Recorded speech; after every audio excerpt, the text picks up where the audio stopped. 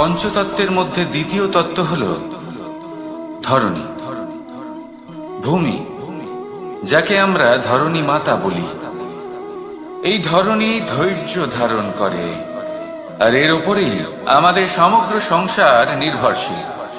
কারণ এই ভূমি সহ্য ক্ষমতা রাখে, এর সহ্য ক্ষমতা হলো অপরিসীম। সন্তান যতই আঘাত প্রদান করুক না কেন, প্রেম পূর্বক সহ্য করে, আর তার বদলে অমূল্য রত্ন প্রদান করে। সন্তান যদি হাল চালায়, তাহলে তার বদলে তাকে অন্ন প্রদান করে। এটাই হলো ধরণী। এবার এর থেকে আমরা কি শিক্ষা পেতে পারি? এটাই যে কারোর জন্য কিছু করা বা কাউকে কিছু দেওয়া মনে কোনো কামনা ছাড়াই। আর এই কথাটা বুঝে যান, যদি কারোর জন্য কামনা না রেখে বা কোনো পাওয়ার আশা না রেখে কারোর জন্য কিছু করেন বা কারোকে কিছু দেন, যদি এটা আপনি শিখতে পারেন, তবে আপনি ভালোবাসতে শিখে গেছেন। আর সেই জন্যই এই ধরিত্রীকে মাতা বলা হয়।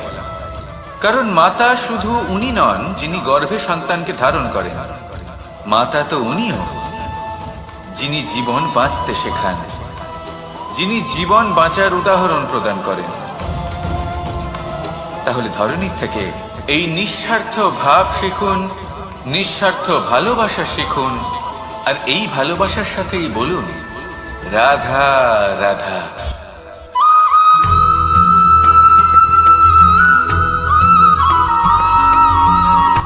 কথায় আছে, অন্ধকারে প্রদীপ প্রজ্বলিত করলে চতুর্দিক আলোকিত হয়।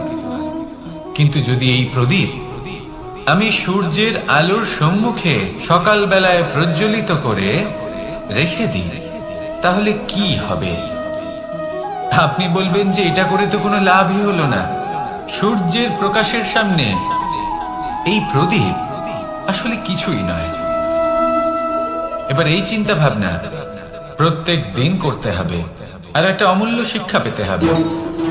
মনে করুন যে আপনি মহাপুরুষের সামনে বসে আছেন, কোনো মহাজ্ঞানীর সামনে। তাহলে সেই ব্যক্তির সামনে নিজের জ্ঞানের প্রদীপ প্রজ্বলিত করবেন না, নীরব থাকুন, আর সেই ব্যক্তির সূর্যের প্রকাশের মতো জ্ঞান প্রাপ্ত করুন। যতটা পারবেন জ্ঞান লাভ করুন। যদি এমন কোনো সময়, এমন কোনো স্থানে আপনি আছেন যেখানে চতুর্দিক অন্ধকার, কারোর কাছেই জ্ঞান নেই, সেখানে নিজের জ্ঞানের প্রদীপ প্রজ্বলিত করুন। এমন করলে দুদিক থেকেই আপনার লাভ হবে। আপনার জ্ঞান প্রাপ্তিও হবে, আর জ্ঞানের সঠিক প্রয়োগও করতে পারবেন। আর এই মন প্রসন্ন হয়ে বলবে রাধা রাধা।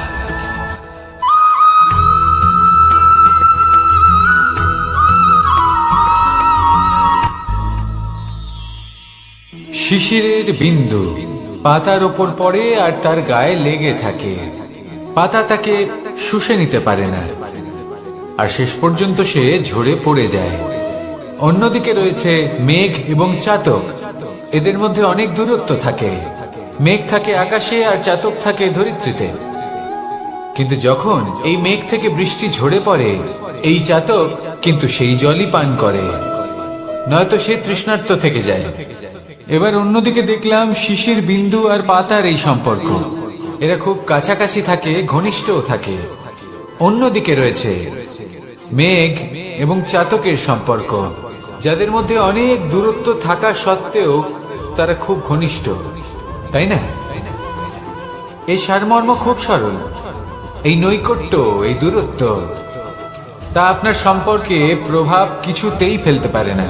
এই নৈকট্য, এই দূরত্ব, এইসব হলো শুধুমাত্র মনের ব্যাপার। কখনো আপনি অনুভব করেছেন আপনি কারোর থেকে অনেক অনেক দূরে আছেন, অনেক দূরে আছেন, তাও সেই ব্যক্তির প্রতি আপনি টান অনুভব করেন।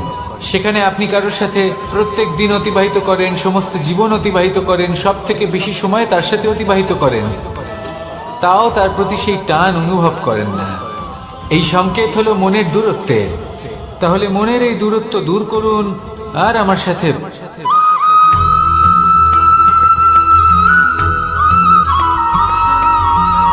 এই সংসারে কোনো বস্তু হোক বা ব্যক্তি হোক, তার একার গুরুত্ব কিন্তু খুব বেশি নয়। একটা উদাহরণ হিসেবে বৃষ্টির ফোঁটাকে ভেবে দেখুন।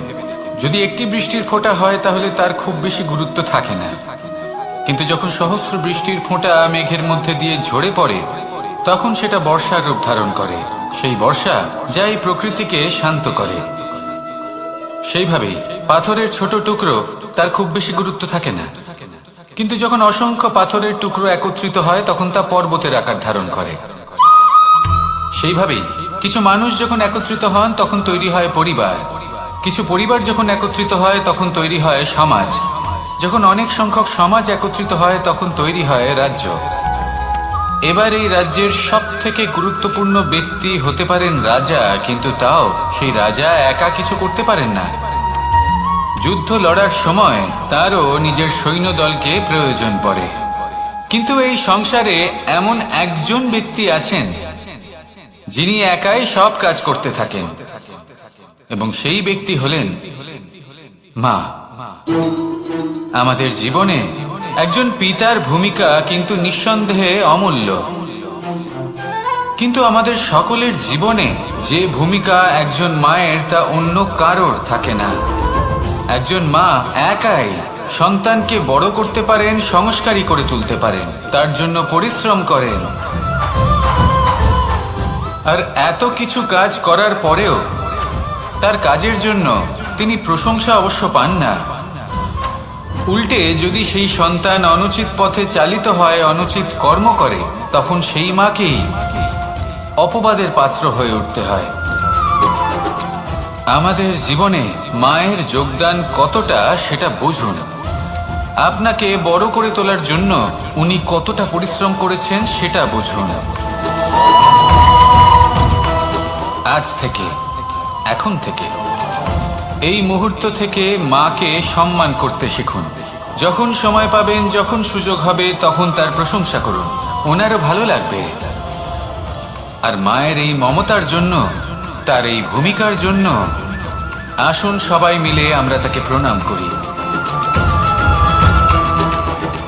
আর সকলে মিলে ভালোবেসে বলি রাধা রাধা।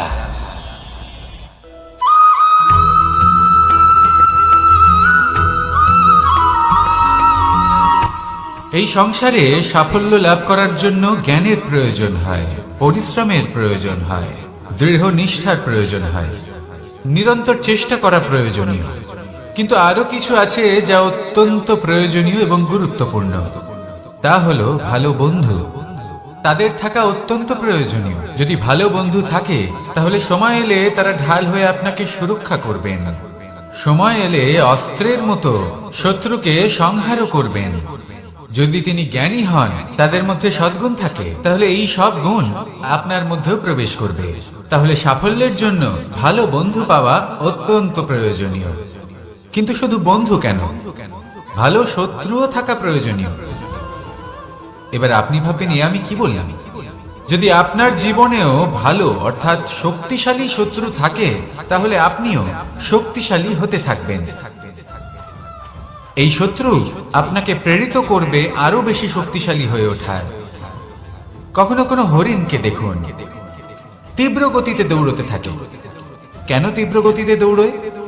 এই কারণে নয় যে কোথাও তার জন্য মধুর ঘাস অপেক্ষা করে রয়েছে, না। সে এই কারণে তীব্র গতিতে দৌড়য় কারণ সেটা না করলে তার পেছনে একটি সিংহ আছে যে ওকে নিজের ভোজন করে ফেলবে। তাই জীবনে বিপদ, সংকট, এই সবকিছুও হলো অত্যন্ত গুরুত্বপূর্ণ। তার সম্মুখীন হতে শিখুন, আর আমার সাথে ভালোবেসে বলুন রাধা রাধা।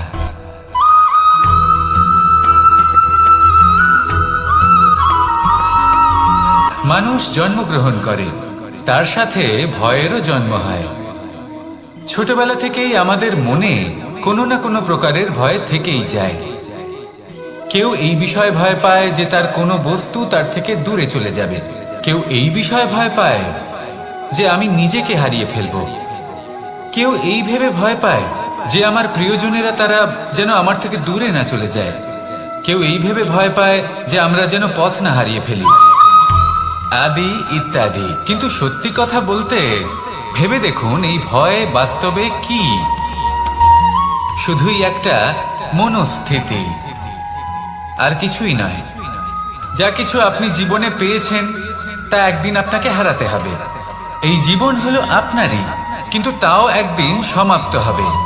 তাই ভয় পেয়ে কি লাভ? এই ভয় শুধু আপনাকে জীবন যাপন করা থেকে বাধা দিচ্ছে, আর কিচ্ছু নয়। পথ হারিয়ে ফেললেই বুঝতে পারবেন যে নতুন পথ কিভাবে বানাতে হয়। কিছু মানুষকে জীবন থেকে হারালে তবেই আপনি বুঝবেন যে আপনার আপনজনকে। এই ভয়ের কারণে ভীত হয়ে থাকবেন না। এই তারা নক্ষত্র অন্ধকারের অভাবে গুরুত্ব হারায়। শিবকেও মহাদেব হবার জন্য বিষ পান করতে হয়েছিল। প্রত্যেক পরিস্থিতি, প্রত্যেক সাফল্য আপনার পরীক্ষা নেবে। তাতে উত্তীর্ণ হওয়া হলো আপনার কর্ম। যখনই আপনি ভয় পাবেন বা সংকটের সম্মুখীন হবেন, তখন সাহসের সাথে তার সম্মুখীন হন। মনে রাখবেন, যে সম্মুখীন হতে জানে সাফল্য তার সাথে সবসময় থাকে। আসুন আর আমার সাথে ভালোবেসে বলুন, রাধা রাধা।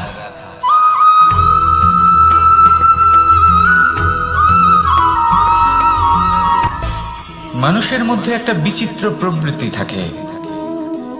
অন্য সকলের বিষয়ে, তাদের জীবনের বিষয়ে, তাদের ব্যক্তিত্বের বিষয়ে, তাদের ভবিষ্যতের বিষয়ে অনুমান করা।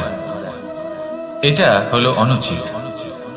কারোর অতীতকালকে দেখে লোকে ভবিষ্যৎ বলে দিতে পারেন, বর্তমানকে দেখে ভবিষ্যতের বিষয়ে অনুমান করে ফেলেন। উদাহরণ দিতে হলে বলবো, কোনো দাসকে দেখুন, ওকে দেখে লোকে বলে যে ওর ভবিষ্যৎ সেটাই হতে পারে, অনুমান করে ফেলেন।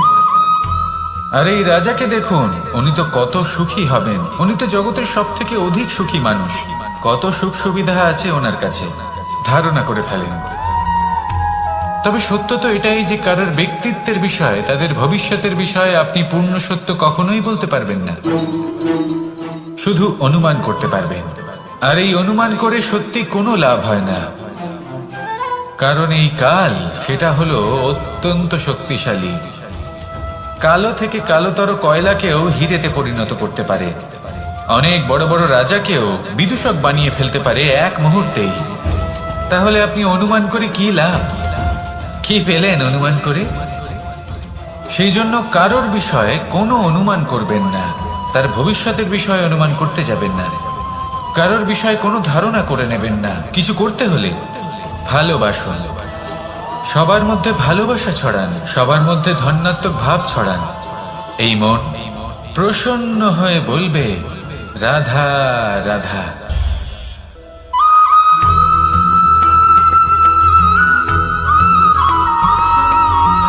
এই সংসারে সব থেকে বেশি কোমল বস্তু হলো রেশম।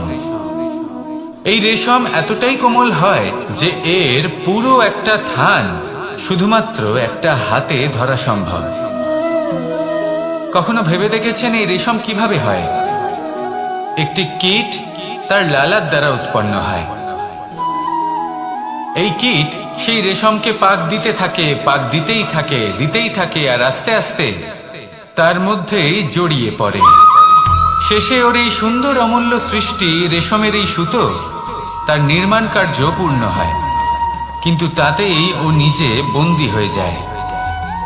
নিজেরই মায়াজালের এই বন্দী গৃহে নিজেই ফেঁসে যায়।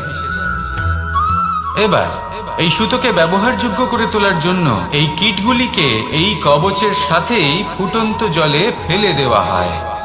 এই সংসারে যদি আমাদের স্বপ্ন এই সংসারের দুঃখ হরণ করার জন্য, এই সংসারে সুখ বিতরণ করার জন্য হয়, তবেই আমাদের প্রগতি সম্ভব। যদি আমাদের এই স্বপ্ন শুধুই আমাদের এবং আমাদের স্বার্থ সিদ্ধির জন্য হয়, তাহলে এই স্বপ্ন আমাদের অন্ধ করে দেবে, আমাদের অন্ধকারের পথে নিয়ে যাবে, আর আমরাও সেই কীটের মতো হয়ে যাব। নিজেদেরই মায়াজালে আমরা নিজেই ফেঁসে যাব, আর শেষে আমরা যদি কিছু লাভ করি তা হবে একাকিত্ব, অন্ধকারময় মৃত্যু। তাই স্বপ্ন অবশ্যই দেখুন, কিন্তু এমন ভাবে স্বপ্ন দেখবেন না যে তার এই বন্দিগৃহে আপনি নিজেই ফেঁসে গেলেন। স্বপ্ন দেখুন পরোপকারে।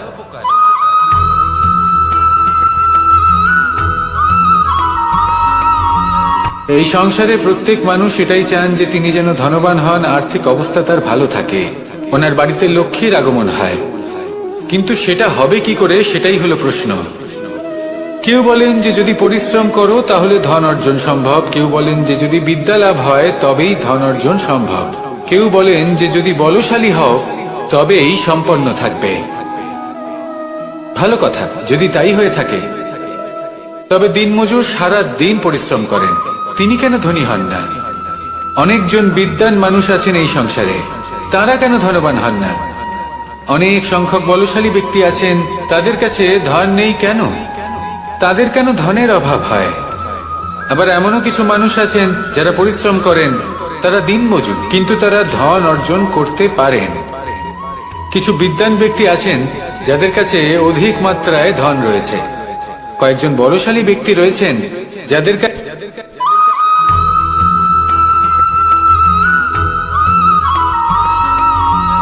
পিতা আর পুত্রের সম্পর্ক অত্যন্ত মধুর হয়ে থাকে। পিতা স্বপ্ন দেখেন, তাকে পূর্ণ করার সকল সম্ভাব্য চেষ্টা করেন, কিন্তু তাও অনেক সময় ওনার স্বপ্ন অপূর্ণ থেকে যায়। তখন পিতা ভাবেন যে স্বপ্ন উনি পূর্ণ করতে পারেননি, ওনার সন্তান তা অবশ্যই পূরণ করবে।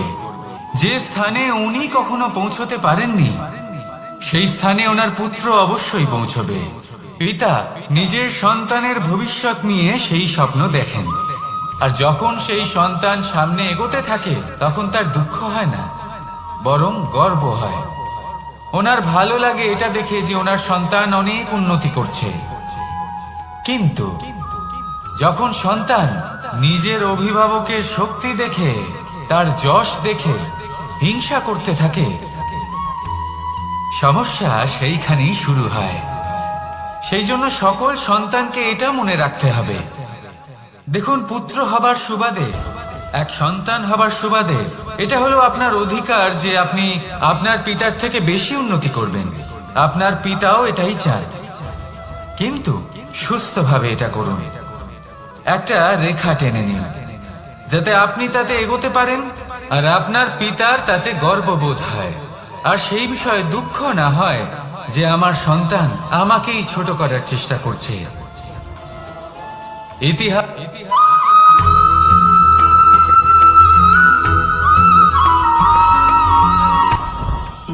জীবনে কিছু শেখা অত্যন্ত গুরুত্বপূর্ণ। এবার কি কি শিখতে হবে সেই সব শেখানোর জন্য অনেক শিক্ষক রয়েছেন, কিন্তু কি শিখবেন না আর কি করবেন না, এটা আমাদের নিজের অভিজ্ঞতা দিয়ে শিখতে হয়। কিন্তু তার মানে এটা নয় যে যদি আপনাকে শিখতে হয় যে আগুনের তাপ কতটা, আপনাকে আগুনের মধ্যে হাত দিতে হবে না। অন্য কারোর অভিজ্ঞতা দ্বারাও শিখতে পারেন। প্রশ্ন শুধুমাত্র একটাই যে আপনি কি শিখতে চান নাকি চান না। যদি আপনি এটাই ভাবেন যে আমি শুধুই নিজের অভিজ্ঞতা দ্বারাই শিখতে চাই, তাহলে জীবনকাল ছোট মনে হবে, অনেক কিছুই শিখতে পারবেন না। তাই নিজের সাথে সাথে বড়দের অভিজ্ঞতার দ্বারাও শেখা শুরু করে দিন। এই সংসারের অভিজ্ঞতা দ্বারা শিখতে শুরু করে দিন। আর এটা নিশ্চিত রূপে শেখা আবশ্যক যে কখন কি করবেন না, কোথায় থামতে হবে আর কোথায় থামবেন না। তাহলে আসুন আর আমার সাথে ভালোবেসে বলুন, রাধা রাধা।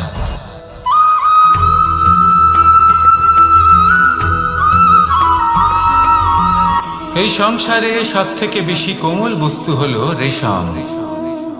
এই রেশম এতটাই কোমল হয় যে এর পুরো একটা থান শুধুমাত্র একটা হাতে ধরা সম্ভব। কখনো ভেবে দেখেছেন এই রেশম কিভাবে হয়? একটি কীট তার লালার দ্বারা উৎপন্ন হয়।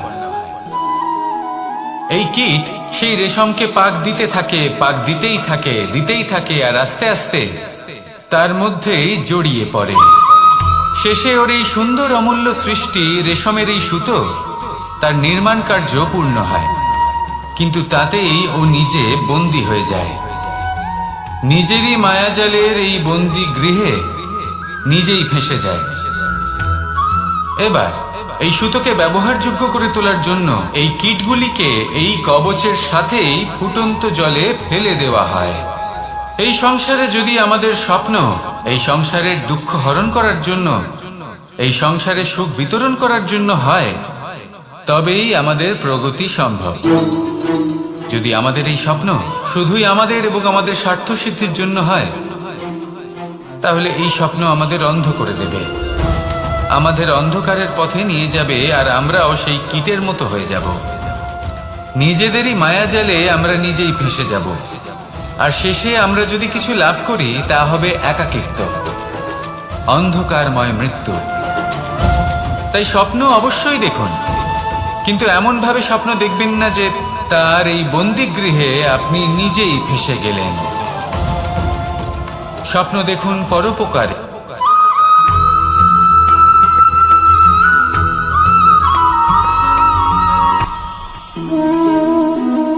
শক্তি এক অত্যন্ত বিচিত্র বস্তু, বা বলতে পারেন অনুভূতি।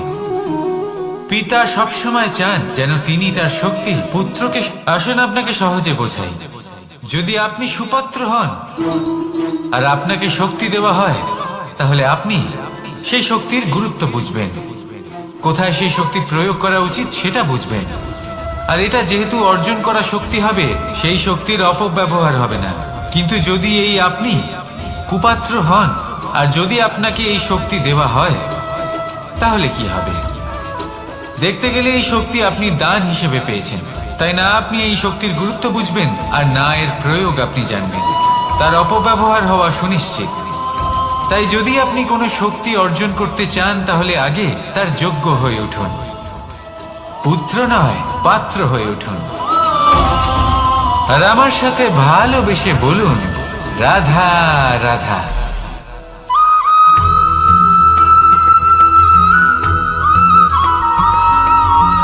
এই সংসারে প্রত্যেক মানুষ এটাই চান যে তিনি যেন ধনবান হন, আর্থিক অবস্থা তার ভালো থাকে, ওনার বাড়িতে লক্ষ্মীর আগমন হয়। কিন্তু সেটা হবে কি করে, সেটাই হলো প্রশ্ন। কেউ বলেন যে যদি পরিশ্রম করো তাহলে ধন অর্জন সম্ভব, কেউ বলেন যে যদি বিদ্যা লাভ হয় তবেই ধন অর্জন সম্ভব, কেউ বলেন যে যদি বলশালী হও তবেই সম্পন্ন থাকবে। ভালো কথা, যদি তাই হয়ে থাকে, তবে দিনমজুর সারা দিন পরিশ্রম করেন, তিনি কেন ধনী হন না? অনেকজন বিদ্বান মানুষ আছেন এই সংসারে, তারা কেন ধনবান হন না?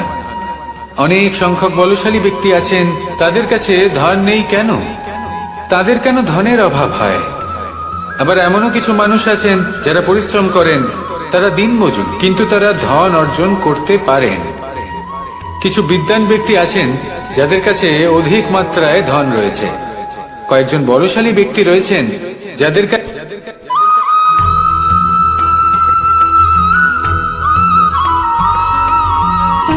সুখ, দুঃখ এবং শক্তি, এই তিন হলো এই সংসারের ত্রিদেবের মতো। আমাদের জীবনে যা কিছু ঘটছে এই তিনটির ভিত্তির উপরেই হচ্ছে। আসলে এই সংসারের একটা নিয়ম আছে, যখনই আপনি কিছু লাভ করেন, এই সংসার আপনার পরীক্ষা নেয়। এটা জানার জন্য আপনার পরীক্ষা নেয় যে আপনি যা কিছুই লাভ করেছেন, আপনি কি আদৌ সেটার যোগ্য কিনা। ঠিক সেইভাবেই এই সুখ, দুঃখ এবং শক্তি আপনার পরীক্ষা নিয়ে থাকে। যখন সুখ আসে তখন সে আপনার পরীক্ষা নেয় যে আপনার মধ্যে অহংবোধ জাগ্রত হয়নি তো। যদি অহংবোধ চলে আসে তাহলে সুখ সেখানেই সঙ্গ ত্যাগ করে। দুঃখ আপনার ধৈর্যের পরীক্ষা নিতে থাকে, আর যদি আপনার মধ্যে ধৈর্য না থাকে তাহলে এটা আপনাকে আরো বেশি দুঃখের গভীর অন্ধকারে ঠেলে দেবে। সেখানে শক্তি পরীক্ষা নেয় আপনার বিনম্রতার। যদি আপনি বিনম্র না হন, তাহলে হয় এই শক্তি আপনার সঙ্গ ত্যাগ করবে, নয় এই শক্তি বিনম্রতার অভাবে আপনার পতনের কারণ হতে পারে। এই সংসারে যে কোনো ব্যক্তি যিনি এই পরীক্ষায় উত্তীর্ণ হয়ে থাকেন, এই জীবনে তিনি সাফল্য লাভ করেন। আসুন আমার সাথে ভালোবেসে বলুন, রাধা রাধা।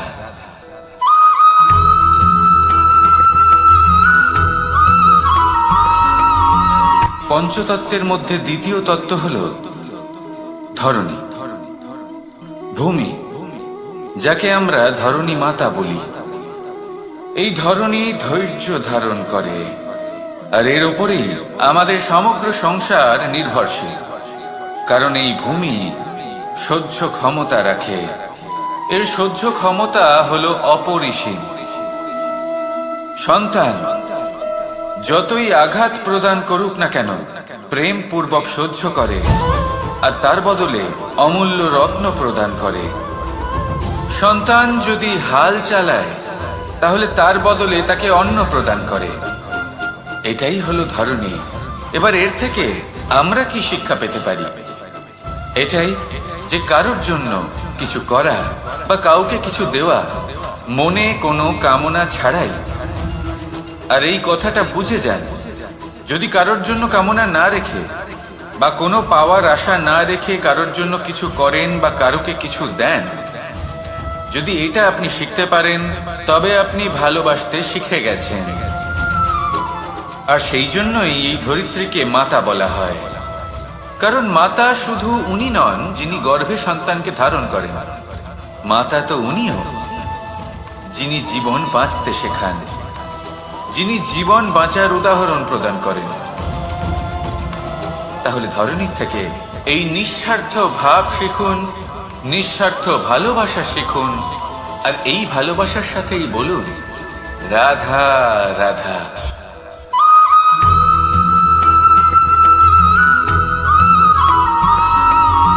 মানুষ জন্মগ্রহণ করে, তার সাথে ভয়েরও জন্ম হয়। ছোটবেলা থেকেই আমাদের মনে কোনো না কোনো প্রকারের ভয় থেকেই যায়। কেউ এই বিষয়ে ভয় পায় যে তার কোনো বস্তু তার থেকে দূরে চলে যাবে, কেউ এই বিষয়ে ভয় পায় যে আমি নিজেকে হারিয়ে ফেলব, কেউ এই ভেবে ভয় পায় যে আমার প্রিয়জনেরা তারা যেন আমার থেকে দূরে না চলে যায়, কেউ এই ভেবে ভয় পায় যে আমরা যেন পথ না হারিয়ে ফেলি, আদি ইত্যাদি। কিন্তু সত্যি কথা বলতে, ভেবে দেখুন এই ভয় বাস্তবে কি? শুধুই একটা মনস্থিতি, আর কিছুই নয়। যা কিছু আপনি জীবনে পেয়েছেন তা একদিন আপনাকে হারাতে হবে। এই জীবন হলো আপনারই, কিন্তু তাও একদিন সমাপ্ত হবে। তাই ভয় পেয়ে কি লাভ? এই ভয় শুধু আপনাকে জীবন যাপন করা থেকে বাধা দিচ্ছে, আর কিচ্ছু নয়। পথ হারিয়ে ফেললেই বুঝতে পারবেন যে নতুন পথ কিভাবে বানাতে হয়। কিছু মানুষকে জীবন থেকে হারালে তবেই আপনি বুঝবেন যে আপনার আপনজনকে। এই ভয়ের কারণে ভীত হয়ে থাকবেন না। এই তারা নক্ষত্র অন্ধকারের অভাবে গুরুত্ব হারায়। শিবকেও মহাদেব হবার জন্য বিষ পান করতে হয়েছিল। প্রত্যেক পরিস্থিতি, প্রত্যেক সাফল্য আপনার পরীক্ষা নেবে, তাতে উত্তীর্ণ হওয়া হলো আপনার কর্ম। যখনই আপনি ভয় পাবেন বা সংকটের সম্মুখীন হবেন, তখন সাহসের সাথে তার সম্মুখীন হন। মনে রাখবেন, যে সম্মুখীন হতে জানে, সাফল্য তার সাথে সবসময় থাকে। আসুন আর আমার সাথে ভালোবেসে বলুন রাধা রাধা।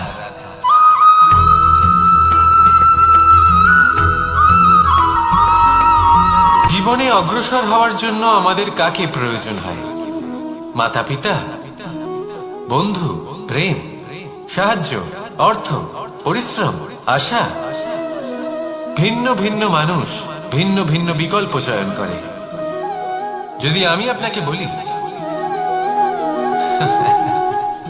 তাহলে জয় আর পরাজয়ের মন্ত্র দুটো শব্দের উপর নির্ভর করে, মেনে নেওয়া আর দৃঢ় হওয়া। যদি মেনে নেন তাহলে হেরে যাবেন, যদি দৃঢ় হন তাহলে নিশ্চিত রূপে জয়ী হবেন। যদি কখনো আপনি ক্লান্ত হয়ে ওঠেন, আপনি দুঃখী হন, পুরোপুরি ভেঙে পড়েছেন, তখন মেনে নেবেন না যে আপনি ভেঙে পড়েছেন, নয়তো হেরে যাবেন। তখন উল্টে স্থির করবেন যে যাই হয়ে যাক না কেন, আমি জয়ী হবই। আর আপনি দেখবেন যে জয় নিশ্চিত রূপে আপনার কাছেই আসবে। তাহলে এই কথা মনে রাখবেন আর আমার সাথে ভালোবেসে বলবেন রাধা রাধা।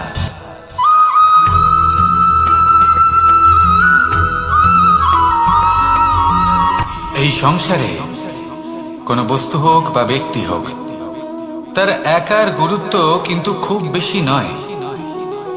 একটা উদাহরণ হিসেবে বৃষ্টির ফোঁটাকে ভেবে দেখুন। যদি একটি বৃষ্টির ফোঁটা হয় তাহলে তার খুব বেশি গুরুত্ব থাকে না, কিন্তু যখন সহস্র বৃষ্টির ফোঁটা মেঘের মধ্যে দিয়ে ঝরে পড়ে তখন সেটা বর্ষার রূপ ধারণ করে। সেই বর্ষা যা এই প্রকৃতিকে শান্ত করে। সেইভাবেই পাথরের ছোট টুকরো তার খুব বেশি গুরুত্ব থাকে না, কিন্তু যখন অসংখ্য পাথরের টুকরো একত্রিত হয় তখন তা পর্বতের আকার ধারণ করে। সেইভাবেই কিছু মানুষ যখন একত্রিত হন তখন তৈরি হয় পরিবার, কিছু পরিবার যখন একত্রিত হয় তখন তৈরি হয় সমাজ, যখন অনেক সংখ্যক সমাজ একত্রিত হয় তখন তৈরি হয় রাজ্য। এবার এই রাজ্যের সব থেকে গুরুত্বপূর্ণ ব্যক্তি হতে পারেন রাজা, কিন্তু তাও সেই রাজা একা কিছু করতে পারেন না। যুদ্ধ লড়ার সময় তারও নিজের সৈন্যদলকে প্রয়োজন পড়ে।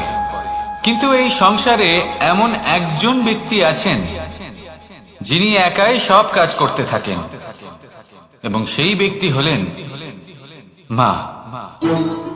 আমাদের জীবনে একজন পিতার ভূমিকা কিন্তু নিঃসন্দেহে অমূল্য, কিন্তু আমাদের সকলের জীবনে যে ভূমিকা একজন মায়ের তা অন্য কারোর থাকে না।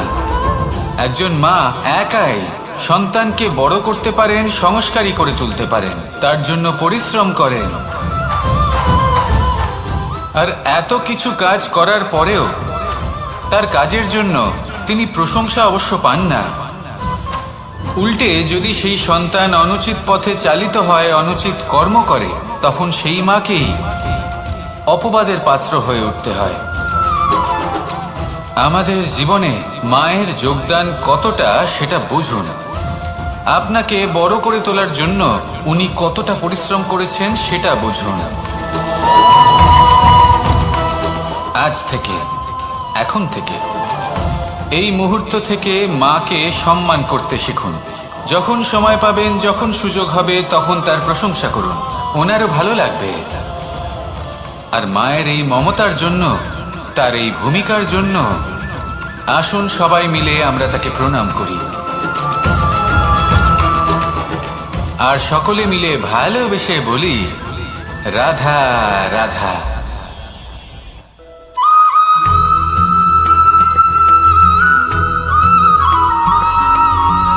এই সংসারের সব থেকে গুরুত্বপূর্ণ তত্ত্ব কোনটা? প্রথম হলো সময়। জন্ম থেকে মৃত্যু পর্যন্ত এই যে সময়, এটাই তো হলো জীবন। দ্বিতীয় হলো জীবন, যাতে আমরা সময়ের সদ্ব্যবহার করি, শ্রেষ্ঠ থেকে শ্রেষ্ঠতর কাজ করার চেষ্টা করি। বহু বছরের এই পরম্পরা, এই সংস্কৃতিকে এগিয়ে নিয়ে যাওয়ার চেষ্টা করি। এই সংসারে আমরা অংশগ্রহণ করতে চেষ্টা করি। তৃতীয় হলো ধন, সেই ধন যা প্রত্যেক ব্যক্তি অর্জন করতে চেষ্টা করেন। এবার এই তিনটি তত্ত্বের মধ্যে একটা সামঞ্জস্য আছে, সমান ব্যাপার আছে। সে ধনই হোক বা সময় হোক বা হোক জীবন। আর সেই সমান ব্যাপার হলো যে যদি আপনি এটা গণনা করতে থাকেন তাহলে তা কমতে থাকে, যদি আপনি এটা ব্যবহার করেন তাহলে তা বাড়তে থাকে। একে সংগঠিত করে রাখতে চেষ্টা করলে এ হাত থেকে ফসকে যায়, কিন্তু যদি আপনি একে সামলে রাখতে শিখে যান তাহলে এমন কাজ করবেন যাতে সংসারের সাথে সাথে পরবর্তী প্রজন্ম লাভবান হবে। যদি কিছু শিখতে চান তাহলে সামলাতে শিখুন, গণনা করা বা সংগঠিত করা নয়। আসুন আর আমার সাথে ভালোবেসে বলুন রাধা রাধা।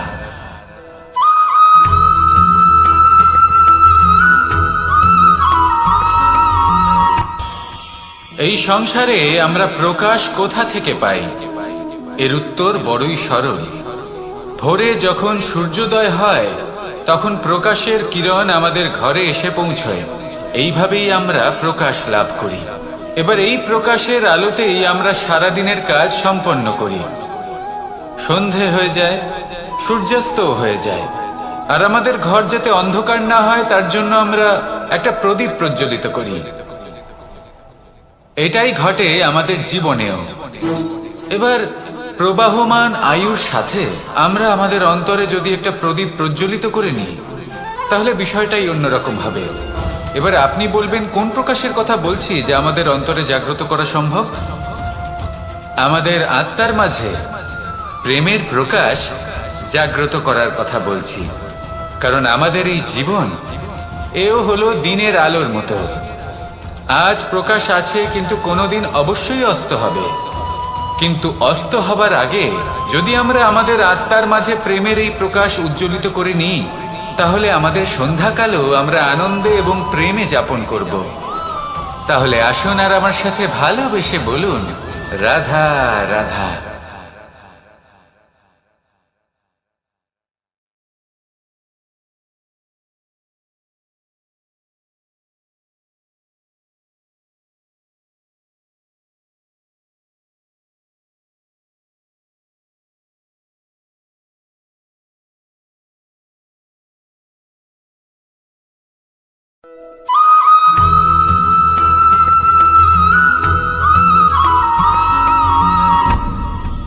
আপনি কি কখনো কোনো জলের ধারা দেখেছেন?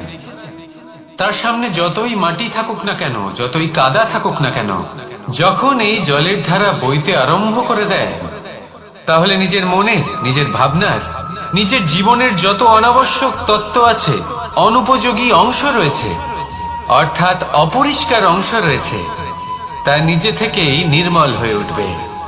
আর যেরকম জলের ধারা কখনো থেমে থাকে না, সব সময় বয়ে চলে, সেইভাবে আপনিও কখনোই থামবেন না।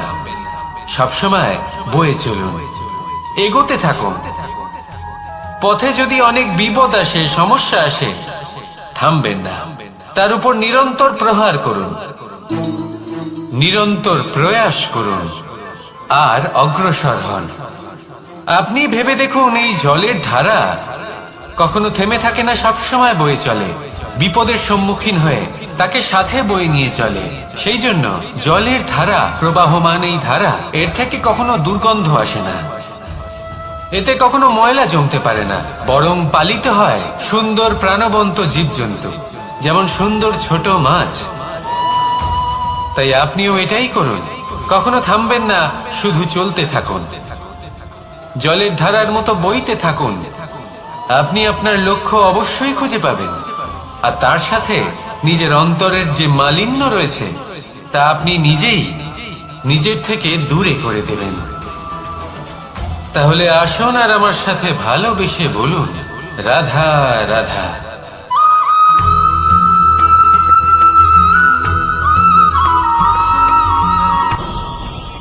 ভয়ের সাথে আমরা সবাই পরিচিত, কষ্টও আমরা সবাই পেয়েছি।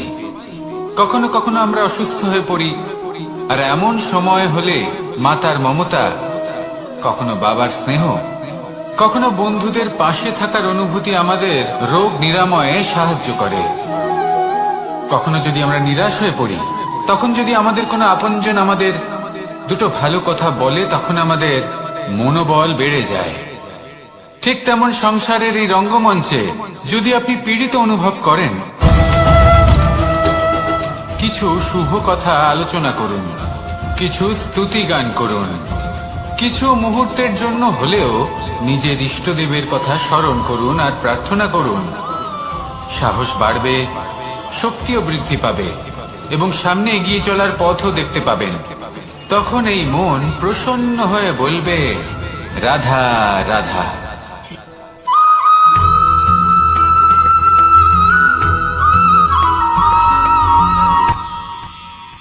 মানুষ তার জীবনে দুই ধরনের পরিস্থিতিকে খুব ভয় পায়।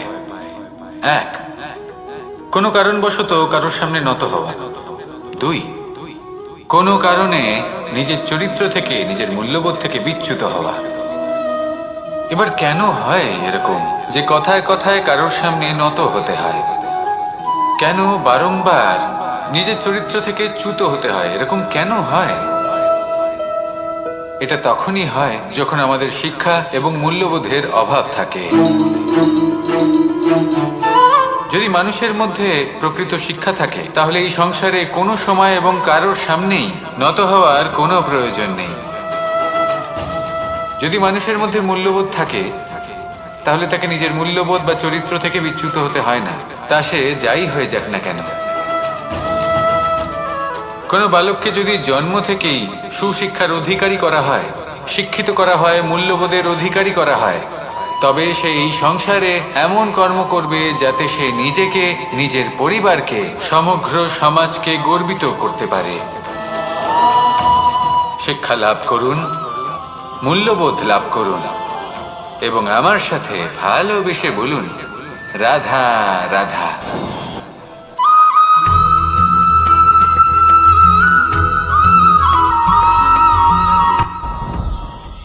সাথী। সাথী এই শব্দটির ব্যাখ্যা কে কিভাবে করে? মিত্র, সখা, বন্ধু। কিন্তু অর্থ একটাই, তিনি যিনি আপনার সঙ্গী হন আর তিনি যার সাথী আপনি হন।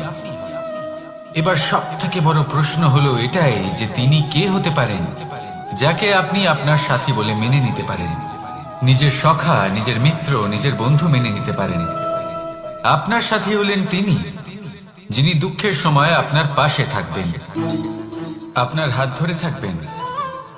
আপনার সাথী হলেন তিনি যার হাত আপনি নিজের সুখের দিনে ধরে থাকবেন। সেই সাথীরই হাত ধরুন যিনি দুঃখে সবসময় আপনাকে সাহায্য করার জন্য তৎপর হয়ে থাকেন, আপনার পাশে থাকেন, আর যাকে সুখের দিনে আপনি আপনার সাথে রাখতে পারেন। আর যখন আপনার সাথে আপনার এই সাথী থাকবে তখন আপনি এটা বুঝবেন যে যখন জীবনে দুঃখ আসে তখন এই দুঃখ কমে যায়, সবার মধ্যে ভাগ হয়ে যায়। আর যদি তখন সুখ আসে তাহলে সেটা সবার উপস্থিতিতে আরো বেড়ে যায়। এটাই হলো প্রেম, এটাই হলো ভালোবাসা, এটাই হলো সঙ্গ। যেমন সম্পর্ক আমার আর রাধার মাঝে। তাহলে আসুন আর আমার সাথে ভালোবেসে বলুন, রাধা রাধা।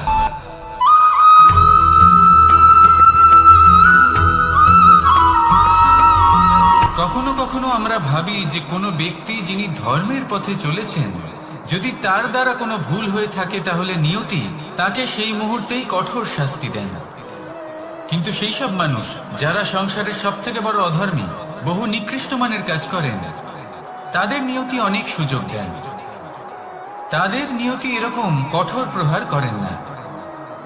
এই ভাবনা কখনো না কখনো মনে আসেই। ভেবে দেখুন কেন? আসলে জীবনকে বেশিরভাগ মানুষ একভাবেই দেখে থাকেন, বিভিন্ন স্তরে একে দেখা উচিত। এবার আপনি বলুন, এই সংসারে কোনো অধর্মী কখনো প্রেরণার উৎস হতে পারেন? কখনোই নয়। যে মানুষ নিজের আত্মাকে মলিন করে ফেলেছেন তিনি এই সংসারকে কিভাবে প্রেরণা যোগাবেন? উনি নিজেই বুঝতে পারেন না কোনটা করা উচিত, ধর্ম কোনটা। তাই নিয়তি তাকে একটা সুযোগ দেন, এটা বোঝার সুযোগ দেন যে কোনটা উচিত, কোনটা ধর্ম। সুযোগ দেন নিজের বিবেক জাগিয়ে তোলার, তাকে সুযোগ দেন নিজের অন্তরাত্মার ডাক শোনার। যখন তাতেও কাজ হয় না তখন নিয়তির কাছে একটাই পথ বাকি থাকে, আর তা হল মহাবিনাশ। মহাবিনাশ হয়তো দেরিতেই আসতে পারে, কিন্তু তা অবশ্যই আসবে। আর যখন মহাবিনাশ আসে তখন মহাবিনাশের যন্ত্রণা সমগ্র মানব জীবনের যন্ত্রণার থেকে অনেক বেশি হয়। এই কথাটা সবসময় মনে রাখবেন। আর অন্যদিকে যে মানুষ ধর্মের পথে চলছেন তার দ্বারা যদি কোনো ভুল হয়ে থাকে তখন নিয়তি তার পরীক্ষা নেন। কিছুক্ষণের জন্য মানুষের মনে হতে পারে নিয়তি তাকে কঠোর শাস্তি দিয়েছেন,